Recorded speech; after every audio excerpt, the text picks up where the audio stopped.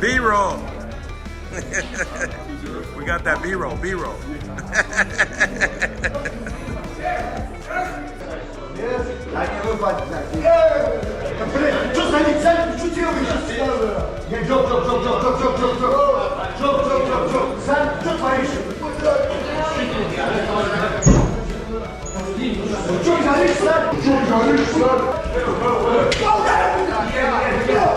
Joe Rogan is not holding back anymore. On his podcast, Joe slammed Jon Jones for doing literally everything except what fans want, fighting Tom Aspinall. And Joe is clearly fed up. You could hear the frustration in his voice. He said it made zero sense that Jon was off doing random stuff like appearing on foreign reality TV shows instead of focusing on defending his UFC heavyweight belt. According to Joe, while everyone's waiting for some clarity on the heavyweight division, Jon is off chasing distractions. It's frustrating, not just for him, but for all UFC fans. People want fights, not excuses. Hey, how long you been here? Yeah. Oh. One, two, wait, 1, 2, 3. 1, 2, 3, yeah. Okay, bro, дальше сфоткано, дальше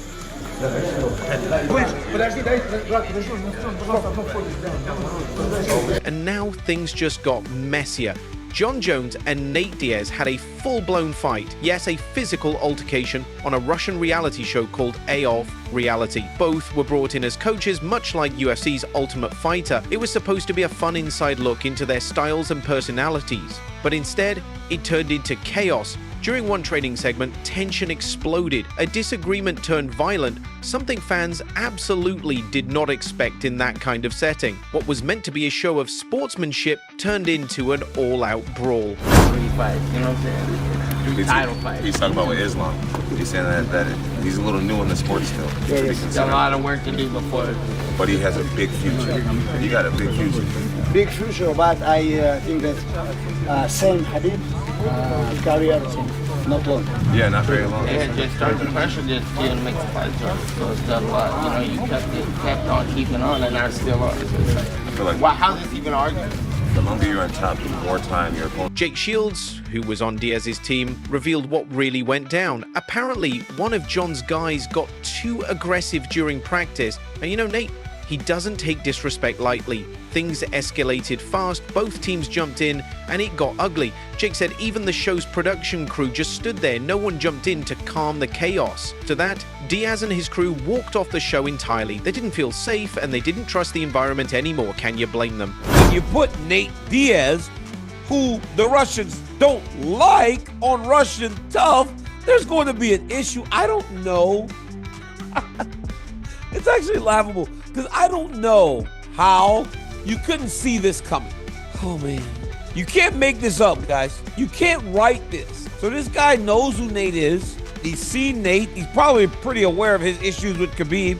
At some point, guys, you can't be fighting, like, in the street. And Rogan, he went off. He said this whole thing sounded horribly planned. Putting two fiery personalities like Jon and Nate in a competitive space without structure was just asking for trouble. He said it's no surprise that things boiled over. What's shocking is that the showrunners let it get that far. He was disappointed, and you could tell he expected better. The whole setup, in his words, was just a disaster waiting to happen. Never a bookmaker. Yeah, no, that's true. I hope so too. There's certain things that you just can't, there's certain physical attributes and advantages you cannot overcome. It's not saying that Nate isn't an amazing fighter. Nate is an amazing fighter and has been for a long time. I mean, you can go way back. But what really bothered Joe was what it says about Jon Jones right now. See, Nate is no longer under UFC contract. He can do what he wants. But Jon? He's still the UFC heavyweight champion. That title means responsibility. With Tom Aspinall holding the interim belt, fans have been dying for that unification bout. And guess what? Jon hasn't even shown interest in making that fight happen. Instead, he's out there doing reality shows. Is Jon Jones scared to fight you? Yes. Jon is conning the public. The fact that he didn't want to fight Ngannou for 3 years and now he's not wanting to fight me for over a year. Is that fight fucking happening? The UFC are saying that it's going to happen. I think it's down to him and Dana. Dana loves Jon Jones. He's trying to grease up his ego a little bit. I think he's one of the best fighters ever. Definitely top 3. That's debatable when you start putting in about drug tests and stuff like that, I think. Damn. What drug are you talking about specifically? Yeah. Joel pointed out the big elephant in the room. Jon reportedly asked for $30 million, 0 cents to fight Aspinall. And sure, Jones is a superstar, he can ask for big paydays, but Joe said this kind of move is risky. It makes Jon look like he's avoiding the fight. And fans? They're picking up on it. While everyone's asking, where's Jon? He's out filming stuff that has nothing to do with MMA. Meanwhile, the title picture remains a giant mess. Well, in my opinion, if you look at his body of work over the last 15 years, he's like as close as you can get to perfection as possible. He's like 37, 38 years old, but not only that, he's got 1 million miles on the clock. So he's got a lot of damage on the body. He's took a lot of shots to the head. And that's not me saying anything negative about it. That's the reality of it. And I'm sure Jon Jones is aware of that. And he's fighting one of the most concussive punches in UFC history. And I just think I can exploit it. Like, I think to get out the way of me for 25 minutes. And it's not just Joe who's frustrated. Fans online are dragging Jon Jones. They're joking that he's doing everything except fight Tom Aspinall. Some even said he's hiding behind cameras instead of stepping into the octagon. That's the vibe right now, and the timing of this altercation with Diaz, it just makes Jon look even worse. Like he's spiraling away from what matters most, fighting. Aspinall's a freak. Like, I've seen a lot of heavyweight, even Francis, who's like the greatest, scariest power striker I've ever seen in the heavyweight division. No one's scarier than Francis. Francis does not move like Tom Aspinall. Tom Aspinall is significantly faster than every other heavyweight. That's a real problem. That's a real problem. But Jon has been used to fighting guys like Alexander Gustafsson, guys who are really fast at light heavyweight. So the speed is not going to be as much. But let's talk about the fight itself. This wasn't just a push or shove between coaches. According to people who were right there, it was serious. Jake Shields even said he got attacked and things could have gone very badly. Diaz felt the production set him up, like they let things escalate for drama. And honestly, Joe agrees. He said Nate did the right thing by walking away. If a fighter feels like they're being baited or disrespected, it's better to leave than risk serious trouble. And Nate's always been that kind of fighter. He reacts on instinct. If it smells fake or shady, he's out. I have nothing but respect for Nate Diaz. I was like, wow. He's a gangster. He's a gangster. And homeboy, he wasn't even that great of shape, and he came in and showed heart, how he fights. And he came forward the whole time. If he didn't get dropped in the, was it 8th round? The 8th round? I don't remember which round. Yeah, I think it was 7th or 8th round that he got dropped by that punch. If he didn't get dropped by that punch, I think he would have won. No way. I thought it was that close. I thought he was doing enough to win on points, but he was injured. I wanted to go see him afterwards in the locker room, and one of his chests was. And honestly, who could blame him? Joe said the blame isn't just on Nate and Joan, it's also on the people who set this whole mess up. But when it comes to Jon Jones, Joe is way more critical. He said being UFC champion means staying focused. Sure, promo work and media appearances are part of the job, but flying out to do a chaotic foreign show that leads to a street-level fight? That's just a bad look. Joe was clear. Jon should be in the gym or at the negotiating table, not in a TV studio throwing hands with Nate Diaz. Yeah, I think pound for pound, and we won't ever find out. I think Tom Aspinall is the best. I think Well, who knows? I think Tom beats him. Who knows if Jon beats him? Jon might beat him up. Yeah, he could. Jon might take him down and fucking ragdoll him on the ground, like, you know. Jon easily could, because we don't know how good Jon is either. And we also don't know what happens to Tom Aspinall in the 3rd, 4th, and 5th rounds. He's we have never been- zero because no one's idea. gotten there. No one's even gotten close. There's so many question marks that we don't know how I good know. Jon is. Right. You can't tell me Jon's the best of all time, or he is the best GOAT. But you can't tell me he's the And guess what? Jon hasn't said a single word about any of this. He hasn't responded to Joe's comments. He hasn't explained the fight, just silence. Which only makes fans speculate more. Is he stalling the Aspinall fight? Is he still hurt? Or maybe, just maybe, he wants to retire on top without risking another loss. Some think he's trying to build hype or raise his price, but at this point, even the MMA world is running out of patience. Dana White claims Jones strikes and puts his head down and the wash hangs to hang. That's the issue. Sports Elliott claims Jones versus Aspinall will happen in 2025, but that's still just talk. He's annoying to me. He's annoying to me. And that's my own personal, he annoys me.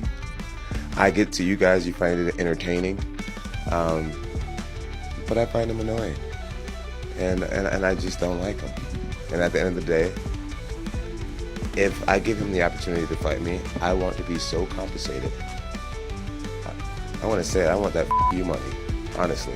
And that's just what it is. That's just what it is. There's no date, no location, no contract, nothing is official. Fans are tired of waiting, and this latest blow-up with Diaz only makes it harder to believe that Jon is serious about fighting again.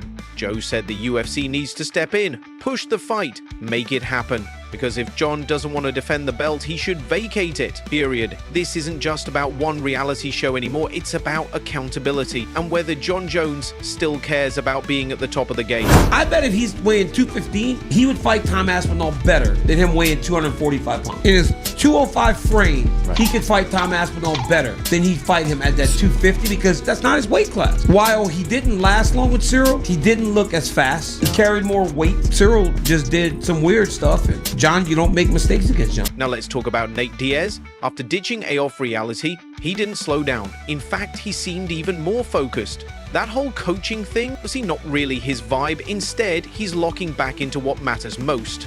Fighting. He went on Joe Rogan's podcast with Rampage Jackson and said he's open to returning to the UFC, but only on his terms. He's not desperate, he's not begging. For Nate, it's always been about the right opponent, the right money, and the right moment. I hope you're never a bookmaker. Yeah, no, that's true.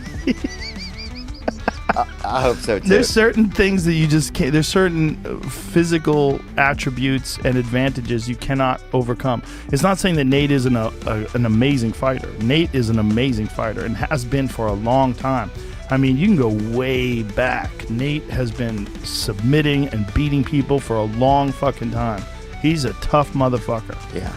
Francis, you're gone. Nate made it very clear, if the UFC wants him back, they better come correct. He said straight up, I plan on going back to the UFC. If they'll have me, I would like to go back and whoop someone's ass there. But it's not about just being on the roster. Diaz isn't here for tune-up fights or paycheck matches. He's done playing that game. He wants real fights, fights that mean something. There's no urgency to fight just for the sake of it, he explained. And he's right. He's not trying to climb rankings or pad a record. It's all about impact now. He even admitted there's no one in the UFC right now that really excites him.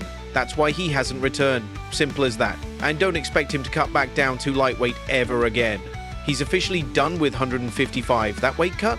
He said it's been brutal since he was 18, and now, older and wiser, Nate's not about to torture himself to hit a number on the scale. He's staying at 170, maybe even 185. And honestly, that opens up so many possibilities. Nate's not chasing belts anymore. He's chasing names, legacy fights, and he's not even afraid to fight guys from other divisions if they bring the heat. He even name-dropped Ilia Topuria, a featherweight. Nate said he respects his skills and would love to fight him just because he's really good. Even if Topuria is smaller, Nate's interested. That's vintage Diaz energy. He doesn't care about rankings or weight. He wants action. He wants challenges. He wants fire. Then there's Max Holloway. Yeah, Nate brought him up too. After Max's monster performance at UFC 300, where he knocked out Justin Gaethje for the BMF belt, Nate's radar lit up. That kind of fight? That's what Diaz lives for. There's no fake beef here, no need for trash talk, just pure, violent, toe-to-toe competition. He even said, if I do my own thing, I'm sure they'll watch. If not, yeah, for sure, let's go try and see what happens. Now let's talk about Jake Paul for a second. Nate pointed out that Jake's been oddly quiet around him. He's known for going hard on social media, but when it comes to Nate, it's been pretty tame. He noticed the same thing with Conor McGregor back in the day. Diaz said, when I fought Conor, I knew he roasted everybody at pressers, but with me, he backed off, and that made Nate want to fight even more. For him, guys like Holloway, Topuria, Conor, those are the fights that still make sense, the ones that get him going, the ones that bring fire to the cage. And don't forget, Nate still has serious feelings about the BMF belt. Remember, he was the one who started it all. He fought Jorge Masvidal for the original BMF title back in 2019. That fight ended with a doctor stoppage, not a real finish. And that has haunted Nate ever since. Even though the belt has passed from Masvidal to Gaethje to Holloway, Diaz still sees it as his in spirit. He said it himself, I hope you know you're wearing my belt. That right there? That's a challenge. That's personal. That's Nate saying, you might be holding the strap, but I built this title with my blood. Then there's the talk about PFL, with names floating around like Jake Paul and even cross-promotional fights. Nate's open to a lot more than just UFC matchups. He said he might do that PFL stuff, but only if the deal is right. He even teased that if Conor McGregor wants to fight again, that could absolutely be next. Let's be real. That trilogy is one of the most iconic, unfinished rivalries in MMA history, and now it's finally starting to feel like the stars are aligning. He said if Conor wants it, it's still a massive fight. Doesn't matter where, doesn't matter how, it's unfinished business.